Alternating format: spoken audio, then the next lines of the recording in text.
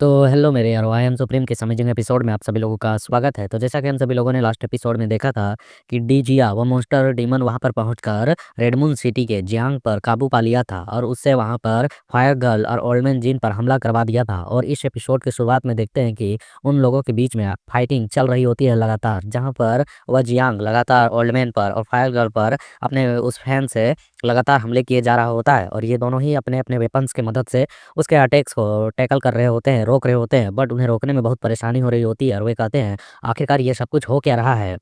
उनके मन में चल रहा होता है कि किसी एशियन पील की भी मदद से कोई भी व्यक्ति जो अभी-अभी हमारे द्वारा घायल किया गया था बुरी तरह से, इतनी जल्दी तरीके से रिकवर नहीं हो सकता है और उसके अंदर इतनी अधिक शक्ति की बढ़ोतरी कैसे हो सकती है। वो पहले के मुकाबले बहुत ही ज़्यादा स्ट्रॉन्ग लग रहा है और ताबड़तोड़ हमले किया जा रहा है। और हम देखते भी हैं कि वह जियांग इन मॉन्स्टर की तरह हँस रहा होता है और अपने फैन से कई सारे नीडल्स अटैक्स को लगातार इन पर थ्रो किए जा रहा होता है, जिनसे ये लोग बचने की कोशिश कर रहे होते हैं। ओल्डमैन तो अपनी तलवार से उन्हें साइड कर रहा होता है। फायर गर्ल के पास कुछ रिंग जैसे वेपन्स होते हैं जिनकी मदद से वह बच रही होती है, बट उसके लगातार किए जाने वाले हमलों की वजह से वे लोग संभाल नहीं पाते और लास्ट में ज़मीन पर आकर गिर जाते हैं। और उन्हें ज़मीन पे गिरते हुए देखने के साथ ही जियांग हँसते हुए तुरंत ही अपने फैन के साथ इनके गर्दनों को काटने के लिए आगे की ओर बढ़ने लगता है। तभी यहाँ पर डी जिया की आवाज़ आती है कि स्टॉप, रुक जाओ, काफ़ी है इतना। और हम देखते हैं सुनने के साथ ही वह जियांग वहाँ पर उन लोगों की गर्दन को ना काट कर अपने अटैक को तुरंत ही साइड करके ज़मीन पर लैंड करवा देता है। जिसकी वजह से तो ज़मीन पर भी धमाका होता है, काफ़ी ज़्यादा वहाँ पर हड़बड़ी-सी मच जाती है। और उसके बाद डिजिया कहता है उनकी ओर देखते हुए कि बस काफ़ी है, आगे बढ़ने की ज़रूरत नहीं है। हम लोग यहाँ पर रिश्तों को ख़राब नहीं कर सकते हैं, ये जल्द ही हमारे ही टीम में शामिल होने वाले हैं। ये सुनकर हम देखते हैं फाइल गर्ल अपने मन में कहती एक ही टीम में, आखिरकार इसके कहने का मतलब क्या है? और हम देखते हैं कि यहाँ पर डिजिया कहता है क्या तुम लोगों को अजीब नहीं लग रहा है? स्पष्ट रूप से तुम लोग इसे देख ही सकते हो, यह जो अभी डेथ के कगार पर पहुँचा हुआ था, अचानक से इसने अपनी शक्ति को वापस से पा लिया, वो भी कई गुना अधिक मात्रा में। क्या तुम लोगों को यह देखकर अजीब नहीं लग रहा है? और हम देखते हैं वह उसके माथे को मतलब जियांग को अपने पास बुलाकर उसके माथे को सहलाते हुए उसकी बढ़ती हुई पावर्स के बारे में बताता है और कहता है क्योंकि मैंने इसकी शक्ति को बढ़ा दिया है, मैंने इसे अपनी एसेंस पावर को डिस्ट्रीब्यूट किया है, इसे दिया है।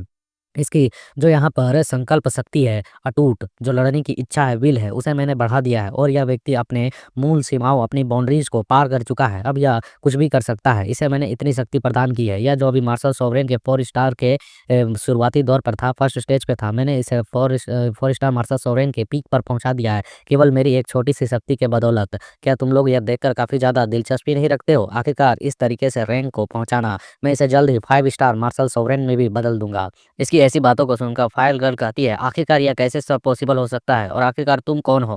और यहाँ ओल्डमैन के मन में बात चल रहा होता है कि मार्शल सोवरेन रियलम्स बहुत ही ज़्यादा एडवांस रियलम्स हैं, इनमें ब्रेक थ्रू करना और इसके हर एक लेवल को क्रॉस करना बहुत ही ज़्यादा मुश्किल होता है। यह अविश्वसनीय तौर पर चीज़ें कर रहा है, मैं इन चीज़ों पर विश्वास नहीं कर सकता हूँ।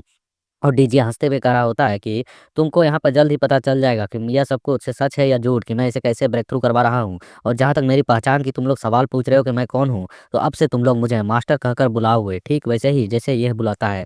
और यह कहकर उसने जो अपने पास से एनर्जी रिलीज़ की होती है, उसे यहाँ पर ओल्डमैन के अंदर भेज देता है और वह एनर्जी ओल्डमैन के मुँह के अंदर उसके इजाज़त के बिना उसे अंदर ज़बरदस्ती चला जाता है और ओल्डमैन सिर्फ़ वहाँ वॉक-वॉक करते रह जाता है, कुछ भी नहीं कर पाता है। और उसे इस तरीके से बेबस होते हुए देख फायर गर्ल तुरंत ही समझ जाती है यहाँ बहुत गड़बड़ है। वो अपनी फायर एनर्जी के साथ फुल रफ्तार से वहाँ से निकलकर भागने की कोशिश करती है। तो उसे भागते हुए देख जियांग कहता है कि यहाँ से भागना, इसके बारे में तो तुम तो सोचना भी मत। और वह तुरंत ही अपने उस वेपन की मदद से उसके रास्ते को रोक देता है और खींच कर एक झापड़ देता है, जिसकी वजह से देखते हैं उसके वेपन से टकराने की वजह से ही वो फायर गर्ल तुरंत ही जमीन पर आकर धड़ाम से गिरती है और अधमरी सी हालत में हो चुकी होती है और वह ऊपर की ओर देख रही होती है। और उसे हम चेहरे को दिखाया जाता है जो कि बुरी तरीके से सूज चुका होता है और उसे की और भी वो रेड कलर की एनर्जी बढ़ रही होती है। और जैसे ही हम अगला सीन देखते हैं तो यहाँ पर ये दोनों ही उस डीजिया के कंट्रोल में आ चुके होते हैं और इनका लुक अब थोड़ा बेटर लग रहा है। और हम देखते हैं डीजिया कह रहा होता है ये तीनों मेरे गुलाम काफ़ी ताकतवर है, इन्हें ज़्यादा देर तक रखना परेशानी होगा। सबसे बढ़िया होगा कि मैं इन्हें जल्द से जल्द खा लूँ, लेकिन कुछ चीज़ों को ठीक करने के बाद मैं इन्हें खाऊँगा।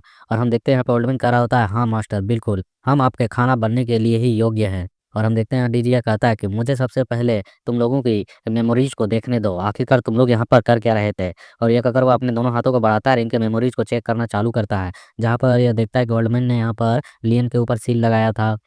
फिर ये लोग धीरे-धीरे कर कर यहाँ पर अंदर की ओर इस मतलब हिडन कमरे के अंदर जा रहे थे, जहाँ पर वो बीटल मॉन्स्टर था, उनसे इनका सामना हुआ। ये लोग बड़ी मुश्किल से बचे, लड़े किसी तरीके से। यहाँ पर लियन ने भी एक पाम अटैक करके उस बीटल मॉन्स्टर को हटा दिया और वहाँ पर एक पाउंड अपीयर हुआ और उस पाउंड के अंदर काफ़ी ज़्यादा लाइफ एनर्जी थी। और वह लियन के चेहरे को याद करने के साथ, देखने के साथ ही कहता है, "ये फिर से?" ये कमीना बास्टर्ड बच्चा ये फिर से यहाँ पर आ गया और उसे वह पिछली वाली मुलाकात याद आती है इसकी क्लोन बॉडी को, जो कि मिली थी लियन से। और वह का वहाँ पर लियन कहा था यू फकर गेट आउट, और ये कहकर वहाँ से भाग गया था। और हम देखते हैं कि इसने इसके और इसके क्लोन बॉडी के बीच कनेक्शन है, जो कि अभी 2 बॉडी जिसके रिलीज़ हुए हैं, उनके मेमोरीज़ को ये रीड कर सकता है। और ये कहता है कि आखिरकार से मेरू माउंटेन में ये इसकी मुलाकात हुई थी। उसके हाथों में वह जो वेपन दिख रहा है, वह मुझे जाना-पहचाना सा लग रहा था। फिर भी यहाँ पर कुछ चीज़ें अच्छी तरीके से मुझे याद नहीं आ रही हैं। और इस बंदे के मेमोरीज़ में जो वह ब्लेड है, बीटल ब्लेड, वह भी कुछ जाना-पहचाना सा लग रहा है, लेकिन मुझे वह भी चीज़ याद नहीं आ रही है। डैम! इन क्लोनों को इस तरीके से बाँटा गया है कि मेरी मेमोरीज़ भी इसने छीन ली है। मेरी यादें आधी-अधूरी है और तहस-नहस हो चुकी है। सचमुच में यह बहुत ही ज़्यादा परेशानी और सर दर्द करने वाली चीज़ें हैं। मेरी सारी यादें मुझे वापस लानी होगी और साथ में क्लोनों को भी।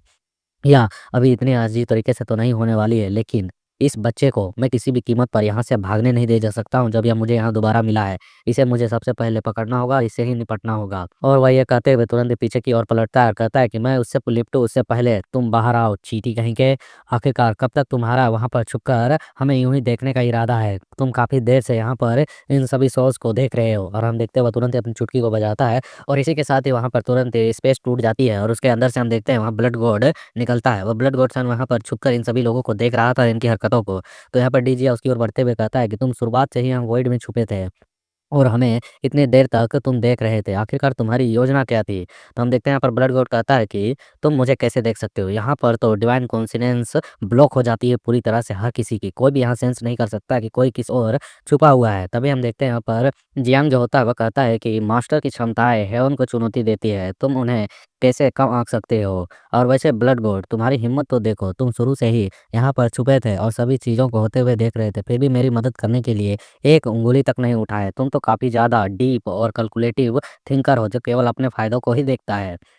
तभी हम देखते हैं सुनकर यहाँ पे ब्लड गॉड कहता है कि लॉर्ड जियांग क्या आप अभी भी जीवित हैं? और यह कितना दयनीय है कि आखिरकार आप जैसा व्यक्ति यहाँ पर इस तरीके से अफ़सोसजनक स्थिति में रेड मून सिटी का एक हाई अथॉरिटी का अधिकारी सचमुच में किसी का गुलाम बन गया है? यह कहकर वह हँस रहा होता है। तो यहाँ पर जो जियांग होता है वो कहता है कि मैं अभी भी वही व्यक्ति हूँ, बस मैं यहाँ पर गुलामी कर रहा हूँ। यह इस चीज़ पर निर्भर करता है कि मैं किसकी गुलामी कर रहा हूँ। मुझे इस जैसे व्यक्ति के लिए गुलामी करने में कोई दिक्कत नहीं है।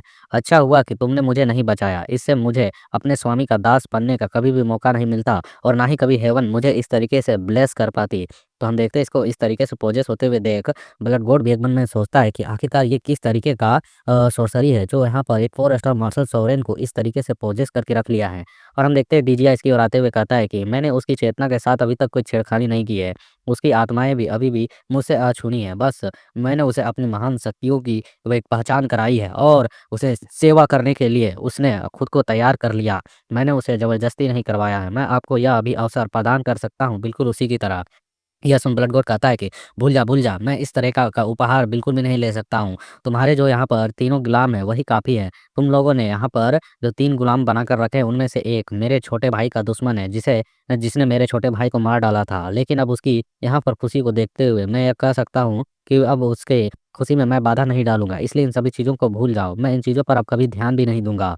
और हम देखते हैं यहाँ पर एक अगर वो पीछे हट रहा होता है इसीलिए यहाँ पर जो डीजिया होता है वो अपने डिमोनिक आर्म को मतलब उसी डिमोनिक एनर्जी को निकाल रहा होता है जो दूसरों को कंट्रोल करता है और वह उसे निकालते हुए कह रहा होता है कि इतनी यहाँ पर नम्र और विनम्रता दिखाने की आवश्यकता नहीं है। तुम मेरे सेवक बनने के लायक हो, उसके योग्य हो, इसलिए आओ और इस सम्मान को अपने पास रख लो। मेरे पास जितना ज़्यादा गुलाम होंगे, मेरी भूख उतनी ही बढ़ेगी। और यह कहने के साथ ही हम देखते हैं वह जोरदार तरीके से अपने उस मोन्स्टर को इसकी ओर रिलीज़ कर देता है। तो उससे बचने के लिए यहाँ पर ब्लड गॉड तुरंत ही अपने ऊपर एक शील्ड को क्रिएट कर लेता है और उस शील्ड के क्रिएट होने के साथ उस पर एक अटैक भी होता है और हम देखते हैं उस अटैक की वजह से वो पीछे की ओर धकेला जाता है और वहाँ पर ये उसे होते हुए देख उसके गुलाम करने लगते हैं मास्टर मास्टर क्या आप ठीक है। और हम देखते हैं यहाँ पर जो डीजिया होता है उसे अजीब सी चीज़ महसूस हो रही होती है, इसकी छाती पर कोई पैटर्न बना होता है जो रिएक्ट कर रहा होता है और इसकी वजह से इसे काफ़ी ज़्यादा पेन भी महसूस हो रहा होता है और इसे इससे पता चल रहा होता है कि इसकी बॉडी के जो क्लोन्स है इसके जो अलग अलग बॉडी पार्ट्स को मतलब कि सील किया गया है उनके साथ कोई छेड़खानी कर रहा है। तो इसे खुद परेशानी में देखकर यहाँ पर ब्लड गॉड तुरंत ही समझ जाता है कि इसके साथ कुछ दिक्कत हुई है। मुझे यहाँ पहले सबसे पहले इस जगह से निकलना होगा, रिट्रीट करना होगा, खुद को बचाना होगा।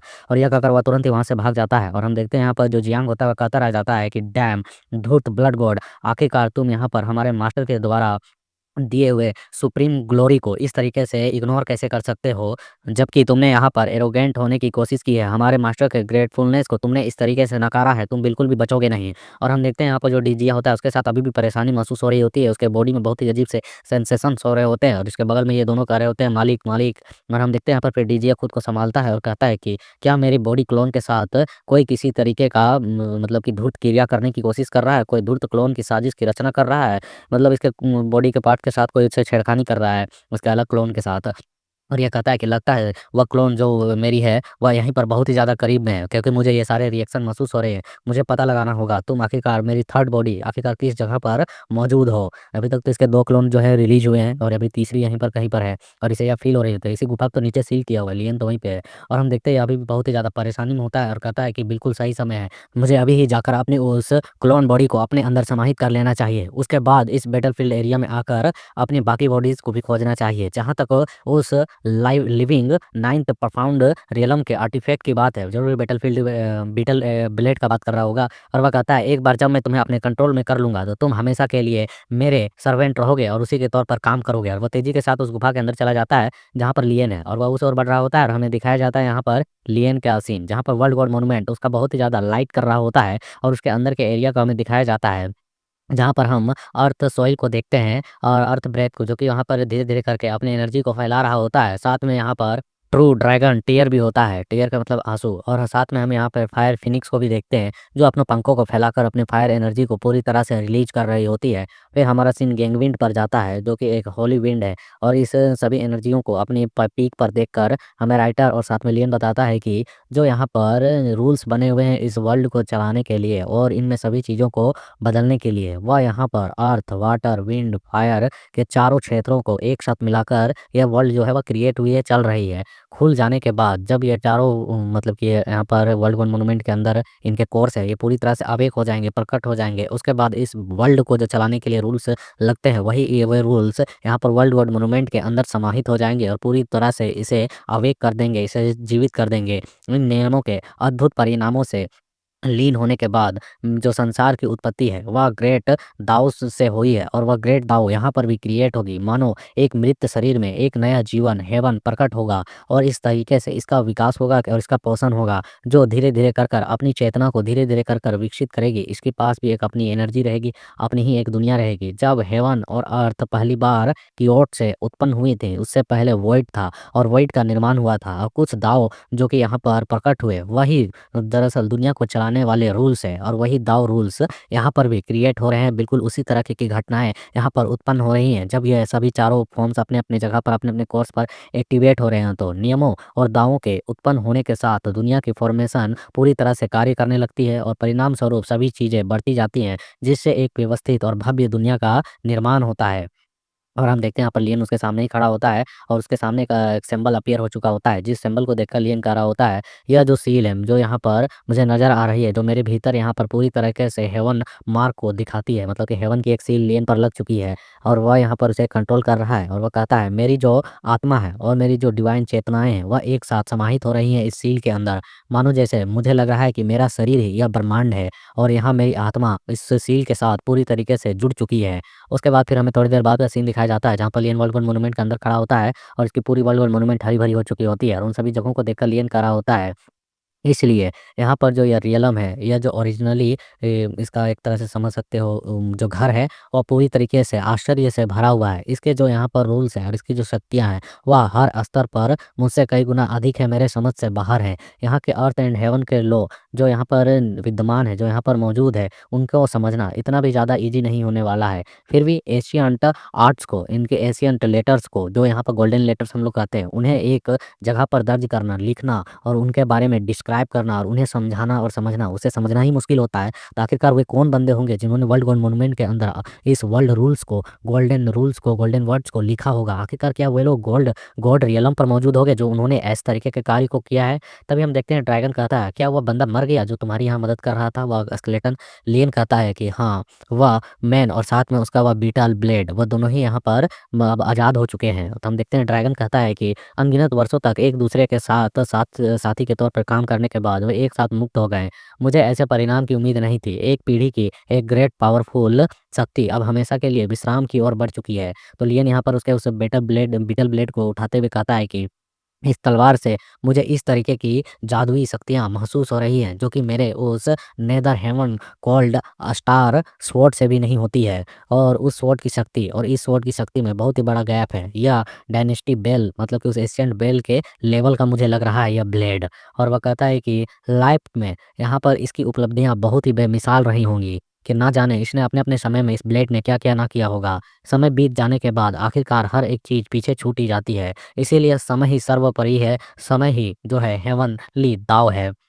और हम देखते हैं वहाँ पर वह उस स्वॉर्ड को ही देख रहा होता है और बताता है कि इस तलवार पर हज़ार पतझड़ बीते होंगे, हज़ारों मौसम बीते होंगे, इस तलवार ने अपने बिताए होंगे। आपको यहाँ पर कॉर्पियस बीटल ब्लेड कहना ठीक नहीं लगेगा अब मुझे, क्योंकि यह आपका पुराना नाम है और इसे आपके असली मास्टर ने दिया था, और वह मास्टर के साथ ही वह नाम भी अब यहाँ पर लुप्त हो चुका है। और वह उस ब्लेड को ऊपर की ओर उठाते हुए कहता है, आज से मैं तुम्हारा एक नया नाम देता हूँ, एक तुम्हारा नया नाम रखता हूँ। आज से तुम्हारा नया मास्टर मैं हूँ। तो आज से तुम्हारा नाम हुआ थाउजेंड ऑटम ओवरलॉर्ड ब्लेड।